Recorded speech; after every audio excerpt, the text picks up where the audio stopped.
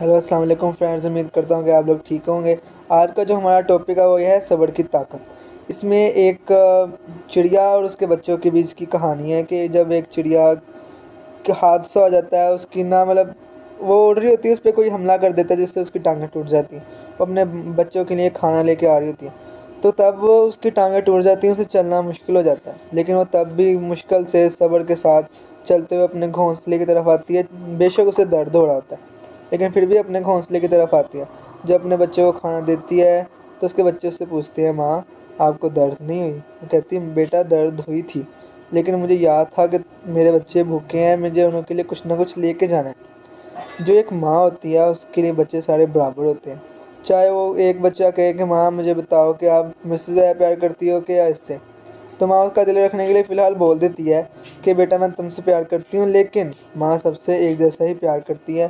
کیونکہ وہ جو والدین ہوتے ہیں، اس والدین کے لیے بچے اس کے جسم کا ٹکڑا ہوتے ہیں، تو اگر ایک ٹکڑے ایک حصے کو بھی درد ہو تو پورے جسم کو درد ہوتی ہے۔ اسی طرح جب انسان کے بچوں کو درد ہوتی ہے تو اس کے والدین کو بھی درد ہوتی ہے، اور اس کی ماں نے صبر دیتی ہے، بیٹا جب تک میری ہمیشہ زندگی میں ایک بات یاد رکھنا، جب تک تم صبر سے کام لیتے رہو گے تم زندگی کی ہر جنگ جیتو گے، لیکن جہاں تمہارا صبر ٹوٹ گیا وہاں تمہاری زندگی کی چھوٹی سے چھوٹی جنگ بھی ہو وہ بھی تم ہار جاؤ گے۔ اس لیے ہمیں صبر کے ساتھ اپنی زندگی کو گزارنا چاہیے۔ ہمارا دین، ہمارا اسلام بھی ہمیں صبر کے ساتھ زندگی گزارنے کا کہتا ہے۔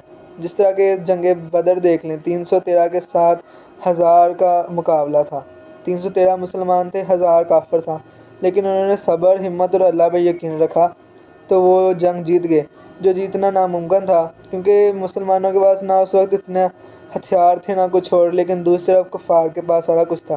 لیکن وہ جیتے کیسے؟